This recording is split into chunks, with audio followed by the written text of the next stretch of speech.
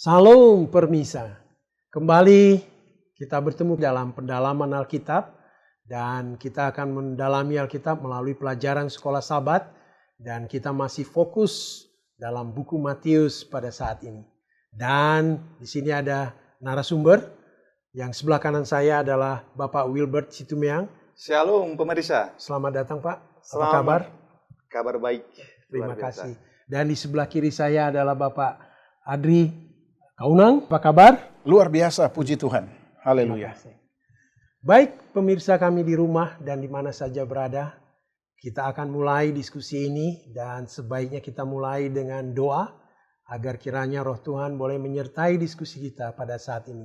Kami minta Pak Situmeang silahkan untuk memulai dengan doa. Baik pemirsa, mari kita berdoa sejenak. Bapa dalam surga, Allah yang kami sembah, Tuhan yang kami muliakan. Kami bersyukur, berterima kasih Tuhan atas kesempatan yang baik ini. Tuhan sudah kumpulkan kami di tempat ini untuk kembali membahas firman Tuhan. Kami mengundang kehadiran Roh Kudus Tuhan untuk mengurapi kami, agar pembahasan sekolah Sabat pada hari ini berkenan bagi Tuhan dan menjadi berkat bagi kami dan kepujian bagi nama Tuhan. Terpujilah namamu Bapa, dalam nama Yesus kami berdoa. Amin. Amin. Diskusi kita pada kali ini adalah dari Matius 18, 19, dan 20. Dan kita pada fokus berjudul Berhala Jiwa.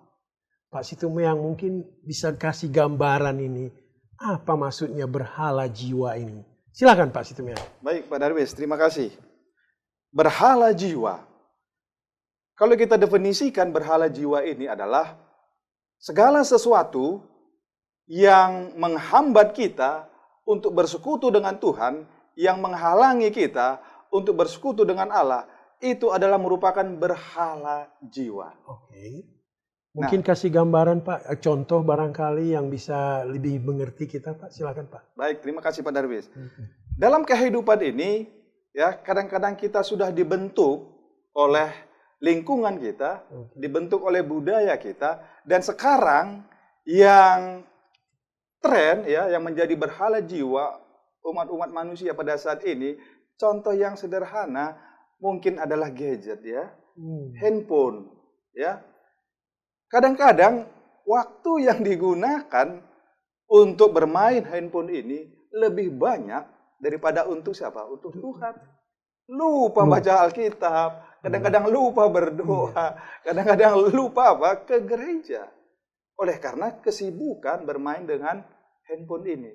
Mungkin ini merupakan hal-hal yang kecil, tapi yang menjadi bahayanya adalah ketika ini sudah dianggap bukan lagi berhala, bukan lagi dosa. Ini yang menjadi problem. Menjadi hal yang biasa, melebihi dari pemujaan kita kepada Allah. Kepada Tuhan. Ya, mungkin ada juga Pak Kaunang, kalau kita lihat bahwa sering sekali keberhasilan ini, kehidupan ini diukur dari segi materi ya Pak. Diukur dari jabatan, popularitas, dan sebagainya. Lebih dari hal kerohanian. Mungkin Pak Adri kasih lebih luas lagi mengenai ini. Oke Pak Darwis, luar biasa pertanyaannya. Kita saling menguatkan, memberikan tambahan ke arah yang lebih baik dari pelajaran kita saat ini. Saya lihat dari sisi kacamata Yesus. Sebelum saya menjawab pertanyaan Bapak, saya lihat bahwa Yesus di sini diibaratkan sebagai seorang trainer, seorang teacher, seorang guru besar. Dan Yesus memiliki atau dihadapkan kepada beberapa masalah atau case yang diperhadapkan baik oleh muridnya dan beberapa orang untuk supaya Yesus memberikan beberapa resolusi. Nah, saya ingin menjawab jawaban yang pertama adalah kebinasaan dan keselamatan itu beda tipis. Saya kasih contoh. Ya, baik. Pada saat Adam melakukan sesuatu tindakan, dia menggunakan pikiran dan rasionya sendiri. Nah, ini masuk ke arah kebinasaan, kegagalan. Karena dia memakai kacamata kepribadian dia, cara pandang dia sebagai seorang yang mampu, katanya menurut dia. Yang menjadi resolusi atau sharing point pada pertanyaan Bapak dan tambahan dari Bapak Sitomyang tadi adalah alasan-alasan itu tidak membawa kepada kehidupan kekal karena menggunakan rasional kebijaksanaan saya dan saudara. Nah, ini yang harus kita poles dan berhubungan dengan beberapa pelajaran yang akan kita masuk untuk selanjutnya. Baik. Mungkin pelajaran berikutnya dikatakan sini Pak Kaunang mengenai kerendahan hati. Iya. Seperti Yesus ceritakan mengenai seorang anak kecil. Iya. Ini mungkin Pak Kaunang bisa lebih memperluas lagi. Kenapa digambarkan seperti anak kecil kerendahan hati itu? Silakan Pak. Karakteristik dari anak kecil ini ada kurang lebih 5 poin, ya. Menurut saudara bahkan lebih. Ya. Tetapi saya akan uraikan satu persatu mengapa anak ini diambil contoh oleh Yesus. Yang pertama, anak kecil ini suka memaafkan. Ya. Kalau tadi pagi dia berantem dengan temannya, sore hari, kok mereka berteman lagi. Aplikasinya saudara dan saya bisa terapkan. Ya. Memaafkan. Nah, inilah kunci sukses yang Yesus inginkan kita praktekkan. Yang kedua, mereka ini sering melupakan sesuatu yang dilakukan pada saat waktu sebelumnya. Ya. Artinya bahwa mereka sudah melupakan kebiasaan lama dan hidup baru kembali. Nah, inilah yang Yesus praktekkan kepada kita, bahwa jika kita mengikuti hal-hal yang seperti dilakukan untuk poin 2 ini, maka kita masuk di ranah kerendahan hati. Ya. Dan yang ketiga, orang yang rendah hati biasanya mau menerima ajaran Yesus. Baik. Yang keempat, orang yang rendah hati biasanya hidup berdampingan dengan firman Allah. Luar biasa. Dan yang terakhir, upah dari kerendahan hati ini adalah janji Yesus. Ya. Hidup kekal memiliki pahala yang luar biasa karena image pandangan dia adalah bersumber dari firman Allah. Firman adalah kunci sukses berhubungan dengan kerendahan hati. Jadi umumnya kita di manusia ini ingin yang terbesar. Ya. Haleluya. Tetapi ajaran kita mengatakan justru kerendahan hati. Kerendahan hati. Iya. Jadi ini ada kontradiksi. Ya. Tetapi kalau kita ingin mengikuti firman Tuhan, kita harus utamakan kerendahan hati, yaitu penurutan kepada firman Tuhan. Ya, bukan penurutan kepada egoisme kita. Luar biasa. Saudara Sitomyang, ini mengenai pengampunan ini. Ya, tentu kita sering melakukan kesalahan kepada orang lain. Kita mungkin membicarakan orang lain. Kita mungkin menggosipkan orang lain. Tetapi di sini katanya ada kebesaran pengampunan. Mungkin Pak Sitomyang kasih gambaran kepada kita apa yang dimaksudnya, kenapa perlunya kebesaran pengampunan. Silakan. Baik, Pak. terima kasih Pak Darwis. Pemirsa, pertanyaan yang baik yang disampaikan mengenai kebesaran pengampunan. Kalau kita baca di dalam Matius 18 ayat 21 sampai 35, ya, ini adalah merupakan perumpamaan tentang pengampunan. Ketika Petrus berkata kepada Yesus, "Tuhan, sampai berapa kali aku harus mengampuni saudaraku jika ia berbuat dosa terhadap aku?" Pertanyaan yang luar biasa, dan Yesus menjawab, ya, 70 kali 7 kali. Luar biasa, ya, jawaban Yesus ini. Sementara Petrus katakan, apakah 7 kali? Ya, Yesus katakan 70 kali 7 kali, itu artinya tidak terhingga. Artinya setiap saat, setiap waktu, dimanapun, kapanpun, kita harus mengampuni. Tidak dihitung berapa kali. Wow, luar biasa. Jadi tidak ada batasnya. Tidak ada batasan. Pengampunan ini, ya. Pemirsa, mari kita kabarkan pekabaran kesehatan yang sudah diberikan Tuhan kepada kita. Conference DKI Jakarta telah menetapkan bahwasanya mulai Februari awal tahun 2016, seluruh jemaat diharapkan menjangkau dunia, orang-orang yang sedang turun berolahraga, baik itu di jalan yang ada program Car Free Day, ataupun di taman-taman. Untuk apa? Berolahraga bersama, berkenalan. Dan bukan itu saja, para dokter-dokter kita, perawat dan ahli kesehatan, kita ajak untuk turun di lapangan mulai jam 6 pagi sampai jam 9. Ada baiknya juga jam setengah 6 kita adakan doa subuh bersama-sama. Kemudian ketika kita turun di jalan, kita adakan pemeriksaan gratis. Kemudian kita adakan pesan-pesan sosial, kesehatan, anti kekerasan, anti merokok, sehingga masyarakat di sekitar kita mengerti kita adalah kelompok yang cinta kesehatan. Kenapa ini kita lakukan?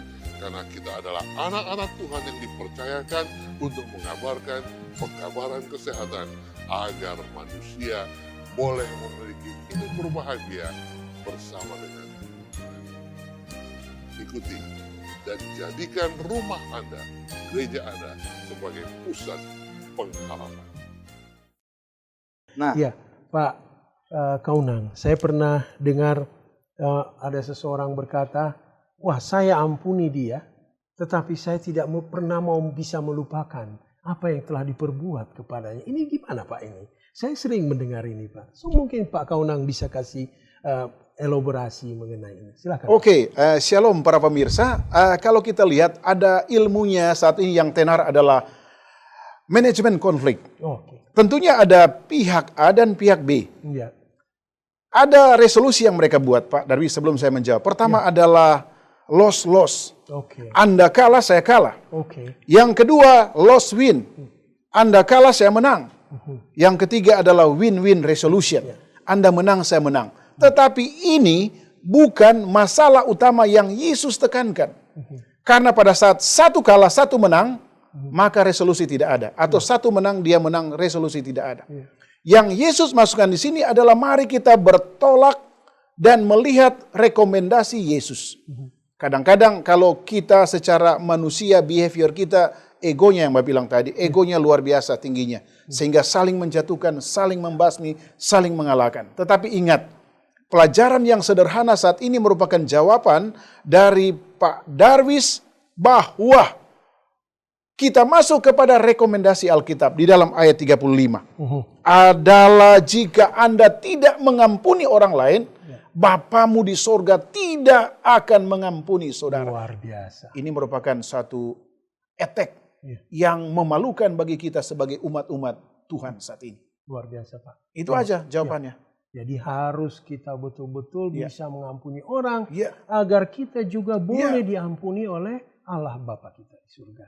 Kalau kita tidak bisa mengampuni orang lain, bagaimana mungkin Allah Bapa kita di surga bisa mengampuni kita? Amin. Ada mungkin tambahan dari Pak Situmyang lagi? ya, artinya jangan pernah kita berhenti mengampuni orang yang bersalah Amin. kepada kita.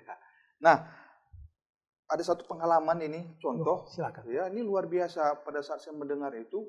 Jadi orang Kristen juga, tapi satu keluarga ini kakak beradik, ya. Ketika terjadi perselisihan, ketika terjadi antara keluarga ini, orang karena memang mereka adalah orang yang kaya, banyak pengusaha, banyak usaha mereka, terjadi pertengkaran. Akhirnya antara si abang dengan si adik bertengkar. Dan yang paling miris mendengarnya adalah pada saat mereka bertengkar, yang satu mengatakan, Mardomo di Tanorara. Katanya. Haleluya, haleluya. Artinya apa? Tidak ada pengampunan, tidak ada memaafkan. Bertemu Tanorara artinya apa? Bertemu di kuburan. Wah. Ini suatu hal yang luar biasa. Sementara Alkitab bukan ajarkan seperti itu. Ya, ampuni setiap saat. Luar biasa. Ampuni setiap saat. Ya, inilah yang membedakan kita dengan orang lain. Dan ini juga lah yang dilakukan siapa ya? Yesus. Ampunilah mereka karena mereka tidak tahu apa yang mereka perbuat. Ini sebenarnya yang menginspirasi kita sebagai apa? Orang-orang umat-umat Tuhan. Terima kasih Pak Situmyang. Mungkin Pak Adri, ini Pak Kaunang mengenai berhala jiwa. Kita mungkin minta keterangan dari Bapak untuk memberikan lebih luas lagi mengenai berhala jiwa ini. Silakan Pak. Oke, konsep utama adalah Matius 19 ayat 17. Ya, dasar pemahaman sebelum kita masuk kepada langkah kedua. Jikalau engkau ingin masuk ke dalam hidup, turutilah segala perintah Allah. Ini Allah sebenarnya mengetahui karakteristik dari orang muda yang kaya dan luar biasa. Tetapi poin utama dari internal orang muda ini adalah dia tidak menyadari bahwa berkat yang dia peroleh ini adalah datangnya dari Allah. Karena poin yang ketiga, dia sangat setia menurut hukum Allah. Ini yang menjadi studi kasus. Ada kasus yang bisa kita pecahkan bersama-sama. Solusinya hanya simple. Kalau dia menyadari bahwa ini pemberian Allah, maka dia jual, dia berikan kepada orang yang lain. Karena ini adalah kasih agape, bukan kasih eros ya. Kasih kepada Allah dan kasih kepada sesama manusia, Pak Darwis. Inilah yang menjadi interpretasi bagi saya dan saudara zaman ini. Kalau apa yang dikatakan Yesus, mari kita cepat-cepat lakukan. Ya, jangan kita buat satu bumerang untuk membenarkan diri seperti orang muda yang kaya raya. Ini poin utama, Pak Darwis. Tapi Pak Kaunang, Ya. saya lihat orang muda ini Ya. menuruti 10 hukum dengan teratur Amin. dan benar, Ya, tetapi rupanya nggak cukup, ya, Pak. ya. Mungkin ditambah sampai Tuhan yang mengatakan, Ya. Tuhan Yesus mengatakan jual hartamu dan bagilah kepada orang miskin. Oke, saya tidak membahas keturunan orang tuanya, kakeknya, Iya. tipenya seperti itu. Iya. Tetapi ini ada misi setan untuk mencobai Yesus melalui orang muda ini. Baik. Keraskan hati. Ya. Dia tidak mau mendengar apa yang sementara diperhadapkan kepada seorang guru besar. Ya. Penyelamat dia, pembawa berkat, pembawa hidup kekal bagi dia. Ya. Saya pikir ini adalah konflik Yesus dan setan yang sudah memasuki era atau hati dari anak muda yang kaya raya ini. Simpel saja, sederhana. Kalau dia lakukan apa yang Yesus pesankan dan kalau dia percaya kepada Yesus, maka mujizat akan terjadi. Mungkin berlipat ganda hartanya Tuhan akan berikan kepada dia. Karena Yesus adalah pusat dari segala mujizat. Terima kasih Pak. Pak Situmi, yang saya lihat ini orang muda ini memang seorang penurut. Ya, Menurut hukum Tuhan. Ya. Amin. Tetapi sepertinya penurutannya adalah secara apa? Fisik. Iya, amin. Ya, secara fisik. Dan dia mungkin penurutannya untuk kepentingan diri Iya, juga. boleh. Begitu dibilang oleh Yesus bagikan hartamu, Oh. dia menolak. Gimana pendapat Pak Situmi? Baik, terima kasih Pak Darwis. Saya menambahkan tadi apa yang disampaikan oleh Bapak Kaunang. Poin pentingnya adalah, ya, dalam Matius 19 ayat 17, Yesus berkata, "Jikalau engkau ingin masuk ke dalam hidup, turutilah segala perintah Allah." Amin. Jadi poinnya adalah, ya tadi seperti dikatakan Pak Darwis, bahwa dia penurut hukum. Luar biasa. Ya, dia juga orang kaya, dia banyak harta. Tapi ada satu poin yang penting dalam kehidupannya, dia merasakan ada sesuatu yang hilang dalam dirinya, belum sempurna. Oleh karena apa? Poinnya tadi, oleh karena dia menunjukkan kepada apa? Dirinya sendiri. Lupa dia bahwa sumber itu adalah daripada Tuhan Allah. Jadi intinya adalah, bukan kita mengetahui saja akan 10 hukum itu, tapi mari kita lakukan.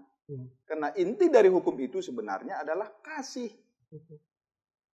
Kasih kepada Tuhan dan juga kepada sesama Jadi manusia. ketika apa yang kita miliki itu bersumber daripada Tuhan, ya seyogianya juga bila mana itu Tuhan minta, mungkin kita tidak keberatan untuk melakukan itu Terima kasih. untuk Tuhan. Terima kasih Pak Situmi. Amin. Kembali kita beralih kepada topik yang berikutnya, yaitu apakah yang akan kami peroleh. Mungkin Pak Situmiang mulai apa yang dimaksud dengan apa yang akan kami peroleh ini. Ya, dengan mengikut Yesus, apa yang akan kami peroleh? Ini suatu pertanyaan dari para murid Yesus ya. Mereka mulai meragukan ya, apa ini? Biasa dalam kehidupan kita, kira-kira saya dapat apa ini? Kan begitu Pak. Silakan Pak. Baik, terima kasih Pak Darwis, pertanyaan yang cukup baik. Ketika kita baca ayatnya dalam Matius 19 ayat 27, lalu Petrus menjawab dan berkata kepada Yesus, "Kami ini telah meninggalkan segala sesuatu dan mengikuti Engkau. Jadi apakah yang akan kami peroleh?" Nah ini ya murid Yesus. Jadi dalam mengikut Tuhan kita jangan tawar-menawar. Ya, ini yang menjadi pertanyaan sekarang yang sering ya kita dengar keluhan juga dari umat-umat Tuhan. Ada yang baru menerima kebenaran, ya. Kelihatannya setelah saya dibaptis kok kehidupan saya semakin ya ada kesulitan yang kami hadapi, banyak tantangan yang kami hadapi, ya. Tapi janji Tuhan, bila mana kita datang kepadanya, mengikuti segala kehendaknya, Tuhan akan apa? Menolong kita, memberkati kita. Jadi poinnya adalah, terkadang orang hanya kepada nominal, berkatnya. Lupa bahwa kesehatan yang lebih apa? Lebih utama dan yang lebih besar daripada mengikut Tuhan adalah apa? Pengharapan. Surga yang kekal. Ini sebenarnya ya janji Tuhan itu. Dan memang inilah pengharapan yang terbesar. Harta hanya sementara.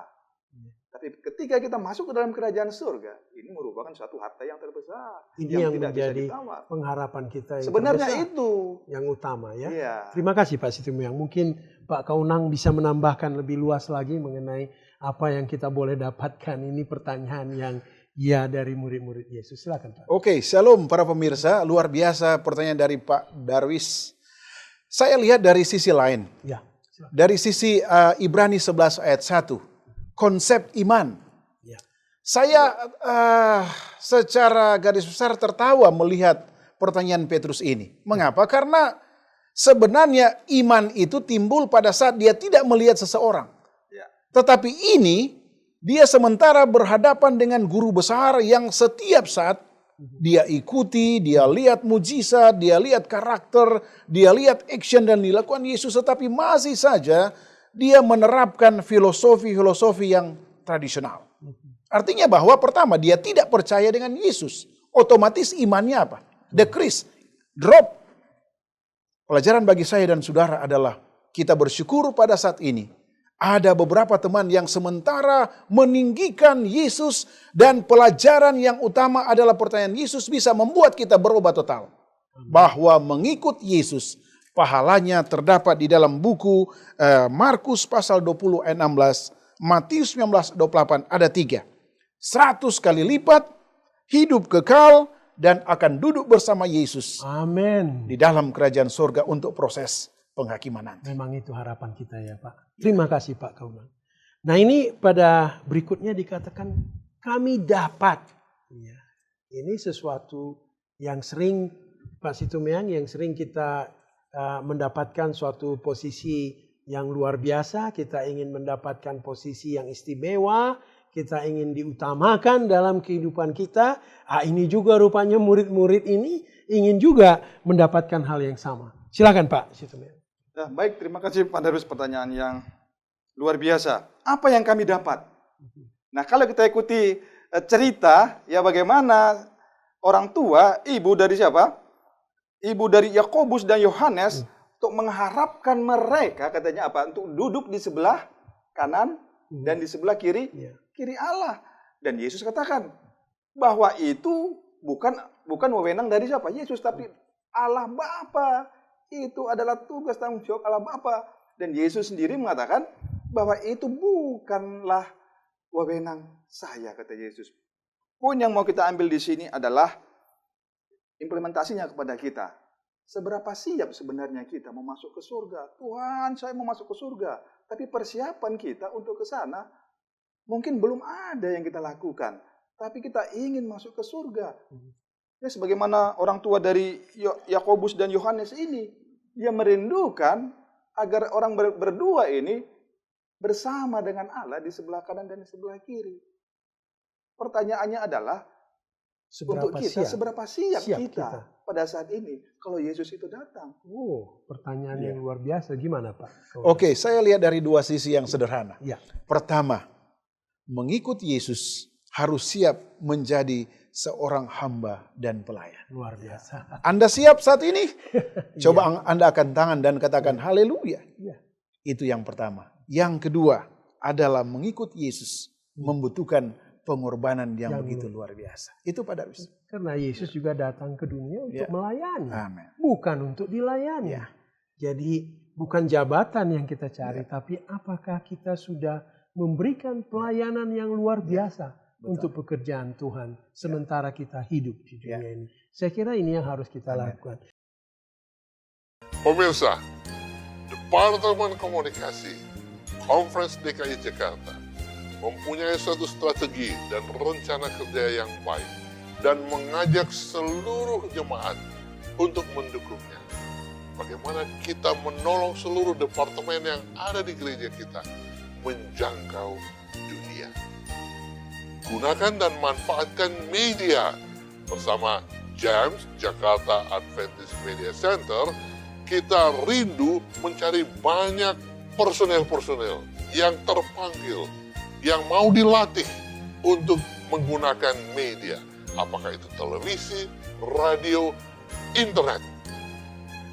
Kami berharap semua kita yang menyaksikan siaran ini boleh memilih pelayanan penginjilan apa yang akan saya lakukan di tahun 2016. Jika Anda terpanggil untuk terlibat dalam media, apakah radio, televisi, maupun internet, daftarkan diri Anda. Kita sudah buat jadwal pelatihan secara wilayah. Tanyakan pimpinan Anda kapan itu. Karena melalui program penginjilan di media, dalam waktu dekat, kita akan membuat film yang boleh diputar di televisi, ditayangkan di Hope Channel Indonesia, bahkan layar lebar sekalipun ya, tanggal 25 Desember, kalau Tuhan berkehendak, kita akan jangkau orang-orang yang suka menonton itu untuk melihat kabar baik di akhir zaman yang datangnya dari Tuhan Yesus Kristus. Maukah Anda ikut terlibat dalam menginjil melalui media? Jika Anda mau, segera daftarkan diri Anda kepada para pemimpin komunikasi dan pendeta di jemaat Anda. Tuhan memberkati. Jadi kalau kita lihat kembali kepada kesimpulan kita pada hari ini, diperlukan kerendahan hati ya Pak. Mungkin banyak jiwa berhala yang masih kita terus pelihara ya. Kita perlu mulai mengurangi berhala ini. Ya. Amin. Kita utamakan Yesus di dalam kehidupan kita. Ya, jika juga kita perlu ada kerendahan hati yang luar biasa seperti anak kecil itu. Kemudian kita memerlukan memberikan pengampunan ya Pak Situmiang. Kita harus tetap memberikan pengampunan. Dan mungkin ditambahkan, silakan Pak Kauna, ditambahkan apa yang harus kita. Oke, rekomendasi pertama adalah kita bersyukur saat ini karena kita memiliki wejangan dan nasihat Yesus yang bisa kita peroleh di dalam pelajaran kita saat ini ya. Yang kedua, rekomendasi yang terakhir. Mari kita praktekkan, karena dengan kita mempraktekkan maka kehidupan kekal akan menjadi bagian saya dan saudara. Itu garansi dari Yesus, bukan dari Kaunang atau Pak Darwis atau Pak Situmeang. Dan saya percaya dengan kuasa dan firman Allah pada saat ini menunjukkan betapa besarnya Yesus yang sanggup memulihkan kehidupan kita bila mana kita datang kepada Yesus. Itulah sebab Yesus katakan, marilah kepadaku semua yang letih lesu dan berbeban berat. Saya percaya itu merupakan resolusi yang positif buat saya dan saudara. Bagaimana Pak Darwis? Luar biasa Pak Kauna. Mungkin Pak Situmeang ada nambahkan? Baik. Poin yang penting yang ingin kita tambahkan adalah dalam mengikut Yesus itu harus ada pengorbanan. Tenaga, pikiran, waktu kita, dan mungkin juga materi yang kita miliki. Harus dikorbankan untuk apa? Pelayanan Kristus. Dan bukan untuk kepentingan diri, menonjolkan diri, tapi arahkanlah itu, kebesaran itu, perhatian itu, kita pusatkan perhatian kepada siapa? Kristus yang penuh kasih itu.